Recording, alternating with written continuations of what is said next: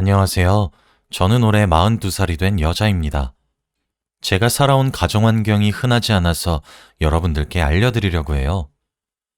저는 어렸을 때 불우한 가정 환경에서 자랐어요. 지금은 기억이 잘 안 나지만 다른 집처럼 가족들이 식탁에 모여서 다 같이 밥을 먹은 적이 한 번도 없습니다. 집에는 매일 소리 지르는 소리와 물건 던지는 소리로 가득했고, 그럴 때마다 혼자 구석에 박혀서 울고 있는 저를 위로해주던 사람은 바로 저희 오빠입니다. 오빠는 저와 나이 차이가 조금 났어요. 저는 그때 초등학교 저학년이었지만 오빠는 고등학생이었거든요. 제 기억 속에 있는 오빠는 듬직하고 다정한 사람이었습니다. 만약 그 시절에 오빠가 없었다면 지금의 저는 아마 없을지도 몰라요.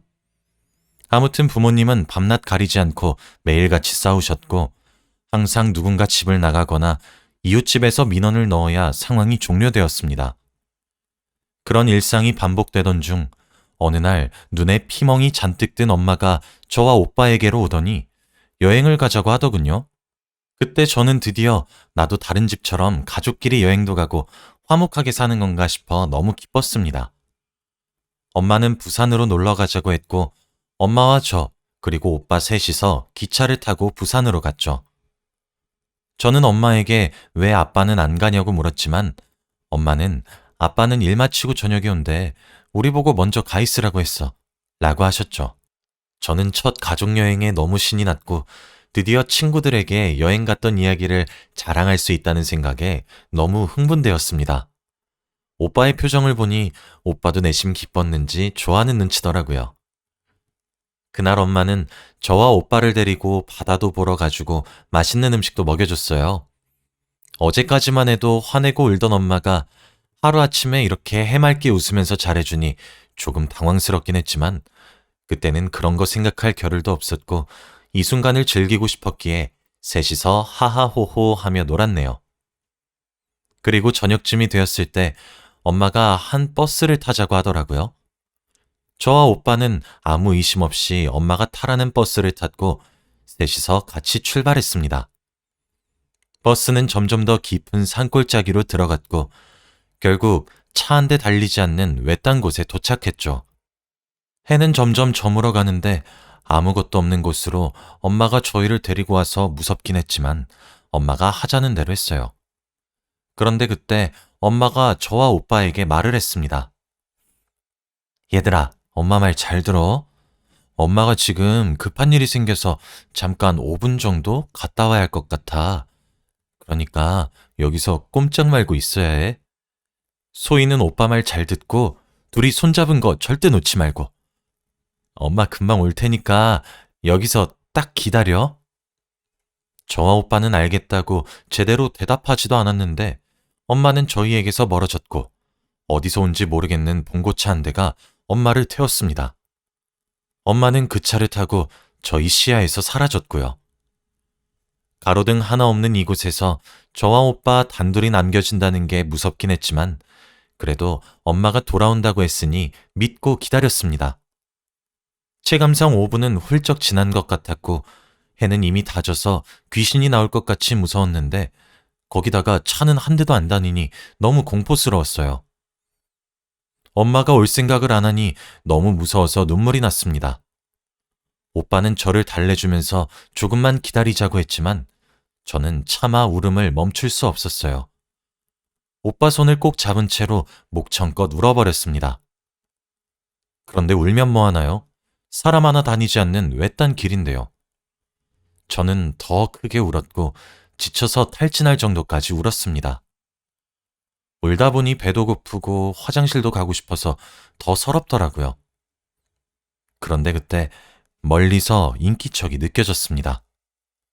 저와 오빠는 혹시 멧돼지나 고라니 같은 야생동물일까봐 너무 무서웠고 오빠는 제 입을 손으로 막아주었어요. 그렇게 숨을 죽였지만 인기척은 점점 저희와 더 가까워졌고 아무 불빛도 없으니 너무 무섭더군요. 정말 이대로 죽는 건가 싶어서 저와 오빠는 껴안고 있었습니다.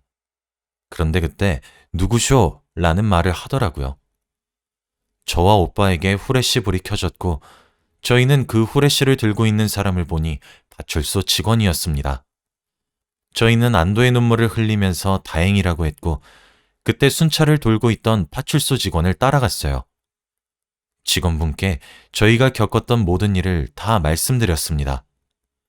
오빠는 아마 그때부터 눈치를 챘던 것 같아요. 굳이 엄마를 찾아달라고 하지 않더라고요. 그렇게 날이 밝고 파출소 직원분의 도움으로 기차표를 끊고 저희는 서울에 있는 집으로 갈 수 있었습니다. 부산으로 갈 때는 엄마와 같이 셋이서 갔지만 집으로 돌아갈 때는 둘이서였죠. 저는 기차를 타기 직전까지도 상황 파악을 하지 못하고 오빠에게 떼를 쓰면서 엄마도 같이 가자고 했어요. 엄마가 안 가면 저도 집에 안 갈 거라고 하면서요. 오빠는 저에게 한 번도 화를 낸 적이 없는데 그때 처음으로 제 등을 찰싹찰싹 때리면서 엄마는 없다고 집으로 가자고 하더라고요. 저는 그때 그게 무슨 말인지 몰랐어요. 오빠가 때리니까 더 화가 나서 저는 기차 출발하기 1분 전까지 기차역 바닥에 벌러덩 누우면서 안 가겠다고 했습니다. 오빠는 이런 저를 감당할 수 없었는지 엄마 집에 있어. 그러니까 집을 가야 엄마를 볼 수 있지. 라고 하더군요. 저는 그 말에 벌떡 일어났고 오빠의 말을 맹신한 채로 집으로 갔습니다. 기차 안에서 저는 깜빡 잠이 들었고 잠깐 눈을 떴을 때에는 옆에서 누군가 훌쩍훌쩍거리고 있더라고요. 제 옆자리는 오빠 자리였는데 한 번도 제 앞에서 울음을 보인 적이 없던 오빠가 창밖을 보면서 혼자 울고 있었습니다.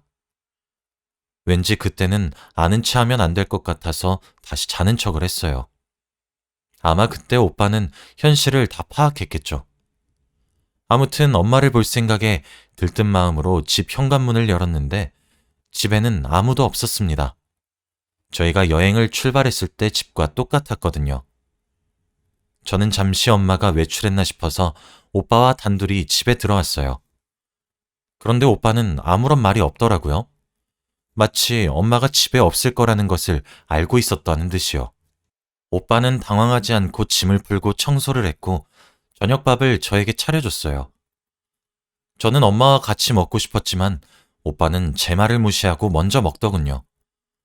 저는 엄마가 올 때까지 밥 안 먹고 기다리겠다고 하며 밥을 먹지 않았고 밤이 될 때까지 식탁에서 엄마를 기다렸어요. 그런데 엄마는 다음 날이 되어도 일주일이 지나도 집에 오지 않았습니다. 하루 이틀은 잠시 외출한 거라고 생각했지만 한 달, 두 달이 지나니까 사무치더라고요. 엄마가 우릴 버렸다는 게 점점 확신으로 느껴지니 화가 나고 슬퍼졌습니다.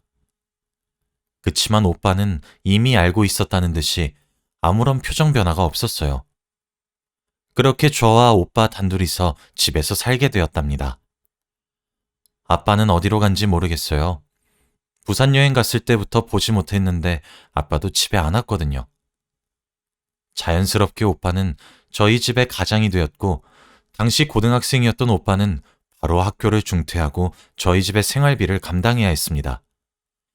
당시 저는 초등학생이었기에 일을 할 수 없었고 오빠는 돈이 되는 일이라면 쉴 틈 없이 모든 일을 다 했어요. 오빠가 고생하는 것을 옆에서 지켜보니까 저도 오빠에게 피해를 끼치지 않게 조용히 학교를 다녔죠. 그렇게 몇 년 동안 살았고 저는 어느덧 성인이 되었습니다. 그동안 아빠와 엄마는 저희를 찾아오거나 연락을 한 번도 하지 않았죠. 오빠는 20대 후반이 되어서까지 일만 했습니다. 저도 이제 어른이 되었으니 돈을 벌기 시작했고 역시 둘이서 같이 버니까 돈이 잘 모이더군요. 오빠는 이제 다른 직장인들처럼 주말에는 일을 하지 않아도 되었고 투잡을 하지 않아도 되었죠. 그렇게 기억에서 아빠와 엄마의 존재는 점점 사라져가고 있었습니다. 그러던 어느 날이었어요. 일을 하고 있는데 갑자기 전화가 오더라고요. 왠지 모르게 그 전화는 불길한 기운을 뿜어내고 있었고 꼭 받아야만 할 것 같았습니다. 저는 떨리는 마음으로 전화를 받았고 전화 내용은 충격적이었죠. 바로 오빠가 죽었다는 내용이었습니다. 전화가 온 곳은 병원이었고 사고가 나서 그 자리에서 즉사를 했다고 하더라고요. 저는 동공이 심하게 흔들렸고 손이 벌벌 떨리면서 눈에 눈물이 차올랐습니다. 회사에 말을 할 겨를도 없이 곧장 병원으로 달려갔고 그곳에는 흰 천으로 덮여 있는 오빠가 보였어요. 저는 의사 선생님께 왜 수술을 안 하냐고 제발 살려달라고 했지만 의사 선생님께서는 이미 병원으로 올 때부터 사망한 상태였기 때문에 손을 쓸 수 없다고 했습니다. 오늘 아침까지만 해도 해맑게 웃으면서 오늘 화이팅 하자고 했던 오빠가 한순간에 싸늘한 주검으로 돌아왔죠. 오빠는 얼음덩어리같이 차가웠고 눈은 감겨져 있었습니다. 오빠는 휴대폰을 보고 횡단보도를 걷다가 대형 화물차에 치여 교통사고를 당했다고 하더라고요. 한순간에 오빠를 잃은 저는 현실을 감당할 자신이 없었습니다.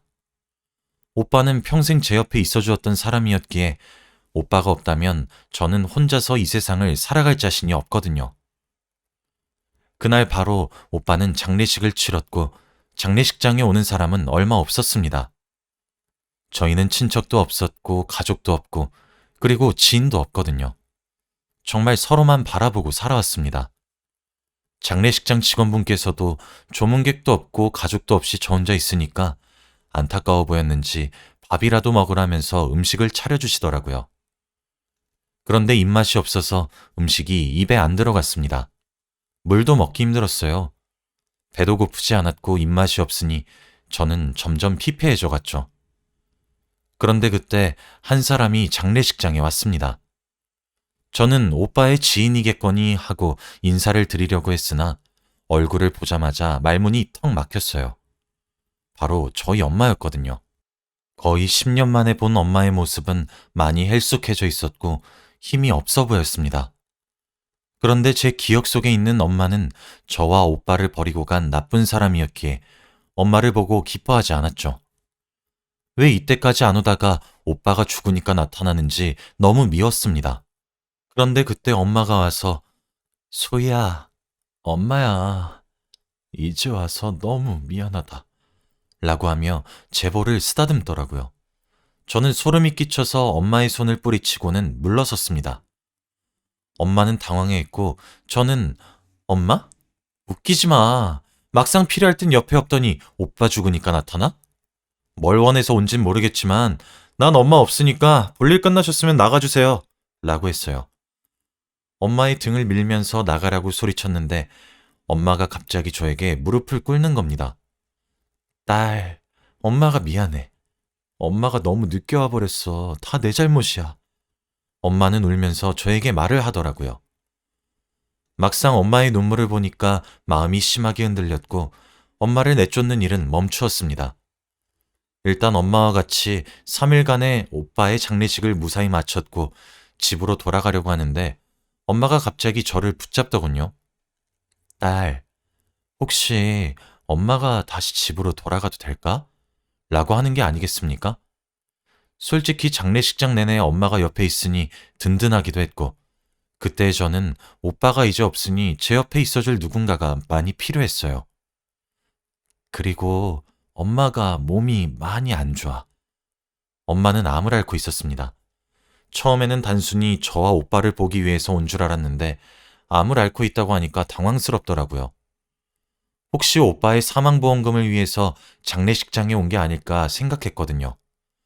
그 사망보험금으로 자신의 암을 치료하려고 하는 건가 싶었죠. 솔직히 엄마의 말에 솔깃하기도 했지만 고민을 좀 더 하기 위해서 시간을 달라고 했어요. 엄마는 저에게 자신의 연락처를 주면서 결정나면 전화를 하라고 했고 저희는 헤어졌습니다. 집으로 걸어가는 내내 엄마를 집에 다시 들이기로 결정했던 것 같아요. 엄마의 품이 그립기도 했고 도저히 혼자서 살 자신이 없었거든요. 그리고 암이라고 하니까 마음이 아프기도 했고 그래도 엄마니까 같이 살고 싶었습니다. 우선 집으로 돌아와서 오빠의 유품을 정리했어요. 오빠의 유품을 며칠 동안 정리하다가 마지막으로 오빠의 휴대폰을 발견했습니다. 사실 병원에서 미리 받긴 했지만 장례식장에서는 볼 틈이 없었거든요.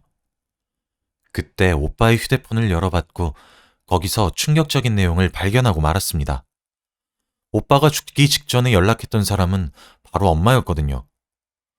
오빠는 저 몰래 주기적으로 엄마에게 보고 싶다고 저와 소희가 엄마를 늘 기다리고 있다고 문자를 했습니다. 그런데 엄마는 그럴 때마다 난 좋은 사람과 함께 행복한 가정 꾸리고 있으니 다신 연락하지 말아라. 너와 소희는 내 인생에서 큰 오점이다. 라고 하며 오빠에게 막말을 퍼부었어요. 그리고 사고 직전에 횡단보도를 건너면서 오빠는 엄마에게 문자를 하고 있었습니다. 사고 직전에 엄마가 오빠에게 보낸 문자는 넌 그냥 내 인생에서 없어졌으면 좋겠어 였습니다. 오빠는 그 문자를 읽고 바로 교통사고가 나서 직사했죠. 저는 그 사실을 알아채자마자 엄마에 대한 화가 치밀어 올랐고 잠깐이라도 엄마를 용서하겠다고 생각했던 제가 너무 한심했습니다. 그때부터 오빠를 죽인 사람은 바로 엄마라는 인식이 제 머릿속에 박혔어요. 엄마가 그런 문자를 오빠에게 보내지만 않았다면 오빠는 죽지 않았을 거라고 생각했죠. 저는 엄마에 대한 분노를 참을 수 없었습니다. 마침 그때 누군가 초인종을 눌러서 현관문을 열으니 엄마였어요. 아마 저와 오빠가 이사를 가지 않아서 집 주소를 알았던 것 같습니다. 엄마는 저를 보자마자 불쌍한 표정으로 우리 딸 생각 많이 해봤니? 라고 하더군요. 저는 그 말을 듣자마자 바로 엄마의 얼굴에 뺨을 내려쳤습니다. 엄마가 그 문자만 안 보냈어도 오빠 안 죽었다고, 오빠를 죽인 건 바로 엄마라고 하면서 화를 냈죠. 엄마는 그게 무슨 소리냐며 당황해했고 저는 오빠의 휴대폰을 엄마의 얼굴에 내밀었습니다. 엄마가 오빠에게 이 문자를 보내자마자 오빠 죽었어. 엄마가 오빠 죽인 거야. 당장 내 눈앞에서 꺼져. 당신이 암에 걸려서 죽든 말든 난 상관없으니까 제발 사라지라고. 엄마는 문자를 읽으면서 심하게 동공이 흔들렸고 바닥에 주저앉아 버렸습니다. 저는 가차없이 현관문을 쾅 하고 닫아버렸고 솟아오르는 화를 참을 수 없었어요. 집안에서 온갖 소리를 지르면서 물건을 던지면서 화를 풀었습니다. 오빠가 너무 불쌍했고 저도 오빠 옆에 가고 싶었거든요. 어렸을 때부터 자기 혼자 좋은 곳에서 살겠다고 자식들을 다 버리고 간 엄마가 너무 원망스러웠고 다시는 보고 싶지 않았습니다. 저는 겨우 마음을 다잡고 오빠의 짐을 정리했어요. 엄마와 같이 살겠다고 생각했던 것이 오빠에게 너무 미안했습니다. 엄마는 여전히 저와 오빠를 버린 나쁜 사람이에요. 엄마 때문에 오빠가 죽었으니 엄마가 암으로 죽든 상관없었어요. 그리고 끝까지 오빠를 힘들게 했습니다. 엄마는 그 뒤로 저희 집에 찾아오지 않았고 저도 엄마 생각을 안 하면서 일상생활에 조금씩 적응해 나가고 있었어요. 퇴근하고 집으로 갈 때마다 오빠와 같이 살았던 그 기억이 떠올라서 밤마다 괴롭긴 했지만 그래도 오빠 몫까지 열심히 살려고 악착같이 버텼어요. 저도 오빠를 따라간다면 오빠가 분명히 슬퍼할 게 뻔했거든요. 그렇게 몇 달이 흘렀습니다. 어느 날 문자 한 통이 오더라고요. 부고 김말숙님께서 오늘 저녁 별세하셨습니다. 바로 저희 엄마가 죽었다는 문자였죠. 저는 슬프지도 않았어요. 솔직히 장례식도 가고 싶지 않았습니다. 제 기억 속의 엄마는 혐오스러웠거든요. 그래도 날 낳아준 정이라도 있으니 잠깐 들렀다고 오려고 했습니다. 문자를 받고 바로 장례식장으로 향했죠. 장례식장에 가니 역시나 텅 비어 있더라고요. 저는 그 상황을 보고 우리 버리고 가서 잘 사는 줄 알았더니 주위에는 아무도 없었구만 이라고 생각했죠. 그런데 그때 장례식 상주를 보고 있던 한 사람을 발견했어요. 한 남자였는데 저는 그 사람이 아마 엄마가 말한 새로운 남자인 것 같았죠. 저는 그 사람에게 다른 말하지 않고 그냥 아는 사람이라고만 말하고 절도 하고 그랬습니다. 그런데 제가 이제 가려고 하니 저를 붙잡더군요. 말숙 씨 따님 아니세요? 저를 아는 말투에 당황스러워서 쳐다보니 그 사람의 눈은 울상이었습니다.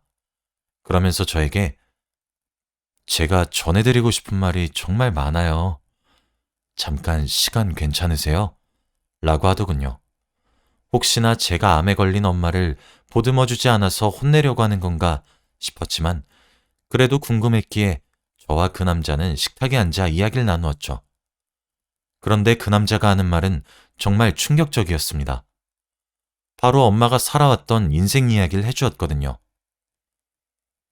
저는 말숙 씨 남자친구입니다. 말숙 씨가 암에 걸린 건 아시죠? 네. 치료비 때문에 저한테 온 거잖아요. 다 알아요. 오빠 사망보험금으로 자기 암 치료하려고 찾아온 거. 그거 아니에요. 말숙 씨는 자신의 사망보험금을 자식들에게 주려고 찾아간 거였다고요. 엄마는 자신의 치료비를 얻으러 온 게 아니라 자신의 사망보험금을 저희에게 주려고 온 거였습니다. 말숙 씨가 자식들 사랑이 얼마나 극진한데요. 모르셨겠지만 말숙 씨는 매일 아드님과 따님분 옆에 있었어요. 학교 등교하는 것부터 하교하는 것까지 매일 보고 있었다고요. 그리고 말숙 씨가 자식들 버린 거라고 생각하시죠? 네. 그때 부산에서 엄마가 저와 오빠 버려두고 혼자 봉고차를 타고 가버리고 안 돌아왔어요. 말숙 씨가 그렇게 했던 건 빚쟁이들 때문이었어요. 남편은 알코올 중독자에다가 빚만 잔뜩 쌓인 채로 도망갔고 그 빚들은 고스란히 말숙 씨에게로 갔죠. 빚쟁이들이 말숙 씨한테 딸 아들로 협박하니까 혼자서 그 빚 다 감당하겠다고 부산에 둔 거예요. 당신들 부산에 있는 그 하루 동안 말숙 씨가 빚쟁이들한테 자기가 다 책임질 테니 아이들만 건들지 말라고 부탁한 거고요. 그래서 지금까지 빚쟁이들이 당신들 안 찾아간 겁니다.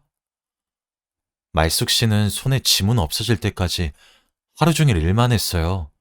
평일 주말 할 거 없이요. 하루에 잠도 2시간밖에 안 잤다고요. 빚도 갚고 어떻게든 살아서 아이들한테 돌아가겠다고 하면서요. 그런데 그 빚이 어디 줄어드나요? 원금 근처도 못 가게 이자는 점점 더 쌓이는데요. 그래서 혼자서 아득바득 살다가 저를 만났고 제가 말숙 씨 빚 다 갚아드렸습니다. 이제 말숙 씨가 아이들 만나서 행복해지려고 하니까 암이라는 게 찾아오더라고요. 매일같이 힘들게 일하고 쉴 틈 없이 몸을 쓰니 병이 온 거죠. 근데 또 못 고친대요. 그렇게 시한부 인생을 산 겁니다. 그래서 수많은 고민 끝에 자식들 찾아가려고 하는데 아들이 죽었다는 소식을 들은 거죠. 고민을 하지 않았다면 살아있는 아들을 볼 수 있었다고 매일같이 하소연하더군요. 그리고 아들이 자기 때문에 죽었다면서 말숙 씨 그날 이후로 한 끼도 안 먹었어요. 아들, 딸 볼 면목이 없다면서요. 그래서 병은 더 심해지고 그렇게 하늘나라로 간 겁니다. 이제 좀 오해가 풀리셨나요? 말숙 씨는 평생 동안 자식들밖에 모르셨어요. 옆에서 말숙 씨를 좋아하던 제가 질투날 정도로요. 말숙 씨의 모성애는 아무도 못 이깁니다. 그러니 지금이라도 엄마를 용서해 주세요. 저는 그 남자의 말을 듣고 정신을 차릴 수 없었어요. 아빠가 빚을 졌다는 사실부터 저는 몰랐던 내용이거든요. 엄마가 저와 오빠를 따라다니면서 바라보고 있었다는 것도 몰랐죠. 한순간에 많은 이야기를 들으니까 정신이 차려지지 않았고 눈물만 나왔어요. 제가 조금만 더 이 이야기를 알았다면 엄마가 죽지 않았을까요? 어떻게 저한테 이런 일이 생기는지 꿈을 꾸는 것만 같았습니다. 마지막으로 엄마를 보았을 때 모진 말을 하면서 뺨까지 내리쳤는데 어떻게 이럴 수 있죠? 그렇게 저는 제 곁에 있던 소중한 2사람을 잃었어요. 후폭풍이 심하게 와서 하루 종일 울면서 살았습니다. 엄마와 오빠가 너무 보고 싶었거든요. 제발 꿈에 나와달라고 사죄하고 싶다고 매일같이 빌면서 잤어요. 그런데 딱 한 번 엄마가 꿈에 나온 적이 있습니다. 엄마는 꿈에서 아무 말도 하지 않았고 저를 꼭 안아주기만 했어요. 눈을 떴을 때 저는 눈물을 흘리고 있었고 마치 정말로 엄마가 살아서 저를 안아준 듯한 느낌을 받았죠. 꿈에서 깼을 때 포근한 느낌이 들었거든요. 저는 그 순간부터 우울함을 떨쳐내고 씩씩하게 살아가기로 했습니다. 엄마와 오빠에게 늘 기대면서 살아왔는데 이제는 저 혼자서도 열심히 살아보려고 했죠. 지금은 그런 일이 있고 20년이 넘는 시간이 흘렀습니다. 저도 40대가 되었고 어느새 슬아의 자식들도 있네요. 저는 제가 못 받았던 부모에 대한 사랑을 자식들에게 퍼부어주고 있어요. 지금 너무 행복하고 앞으로도 이런 날이 연속이었으면 좋겠습니다. 제 사연은 여기까지예요. 여러분들도 주위 사람들에게 잘해주시길 바랄게요. 제 이야기를 들어주셔서 감사합니다.